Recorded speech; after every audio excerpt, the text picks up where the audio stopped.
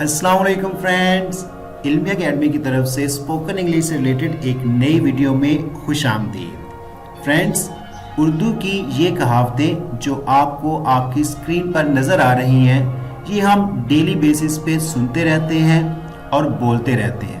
क्या आपने कभी सोचा कि उर्दू की इन कहावतों को इंग्लिश में कैसे बोलते हैं? क्या आपको उर्दू की इन कहावतों की इंग्लिश आती है?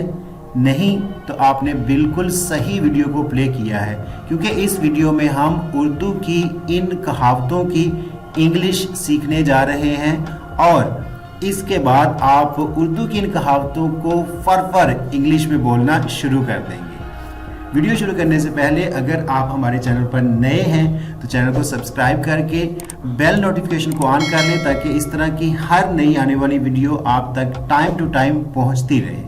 तो चलें, वक्त ज़ाया किए बगैर वीडियो शुरू करते हैं।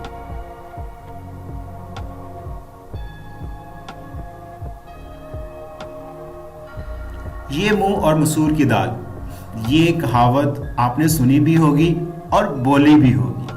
तो इसको इंग्लिश में क्या कहते हैं? इसको इंग्लिश में इस तरह बोलेंगे, honey is not for S mouth. Honey is not for ass mouth. Honey is not for ass mouth.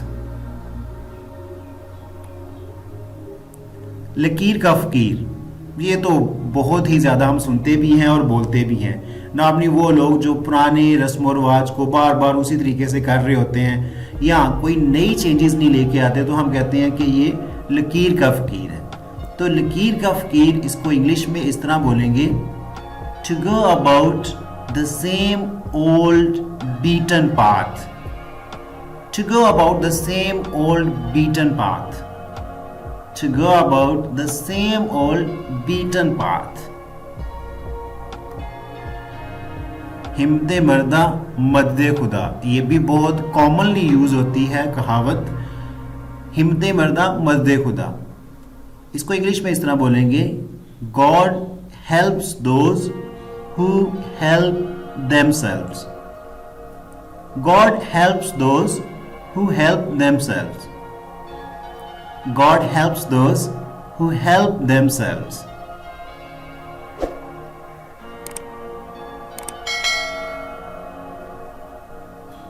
एक और एक 11, ये भी आपने डेफिनेटली सुना होगा कि एक और एक 11 होते हैं। तो इसको इंग्लिश में इस तरह बोलते हैं, यूनियन इज स्ट्रेंथ। आप भी साथ साथ बोलने की प्रैक्टिस करें ताकि आप में भी थोड़ी फ्लुएंसी आ जाए। Union is strength, union is strength. एक अनार 100 बीमार, ये तो आप समझ ही रहे होंगे कि ये कहावत किस लिए यूज की जाती है, लेकिन मैं ये बताऊंगा कि इसको इंग्लिश में कैसे बोलते हैं। One post and 100 candidates. One post and 100 candidates. One post and 100 candidates. नौ नकद ना तेरा उधार, ये भी बहुत ज़्यादा हमें सुनने को मिलती है कहावत, और हम खुद भी बोलते हैं। हम कहते हैं ना, नौ नकद ना तेरा उधार। तो इसको इंग्लिश में इस तरह बोलते हैं, It's better to have an egg today than a hen tomorrow. It's better to have an egg today than a hen tomorrow. मैं एक दफ़ा फिर रिपीट कर रहा हूँ, It's better to have an egg today than a hen tomorrow.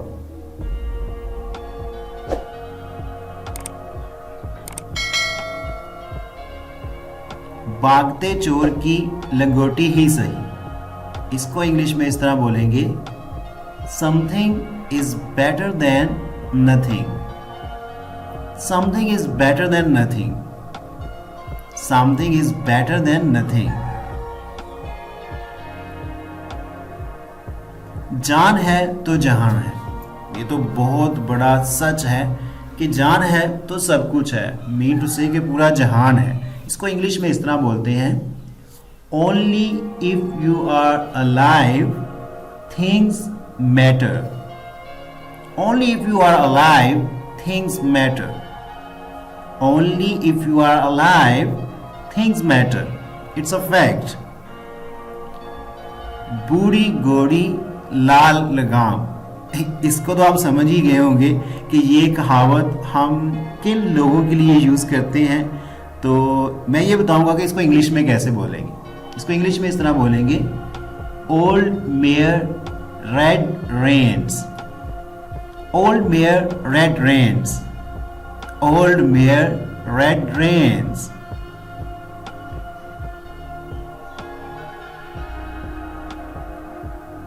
Now it's your turn. अंधों में काना राजा, इसको इंग्लिश में क्या बोलेंगे, इस कहावत को इंग्लिश में कैसे प्रोनाउंस करेंगे, कैसे बोलेंगे, ये आपने बताना है। अगर तो आपकी इसकी इंग्लिश आती है तो आप कमेंट बॉक्स में टाइप करके बता सकते हैं, और अगर नहीं आती तो नेक्स्ट वीडियो में मैं आपको इसकी इंग्लिश बताऊंगा। Well friend, this is all about today's video. Video अच्छी लगी हो तो लाइक और शेयर करना मत भूलिएगा।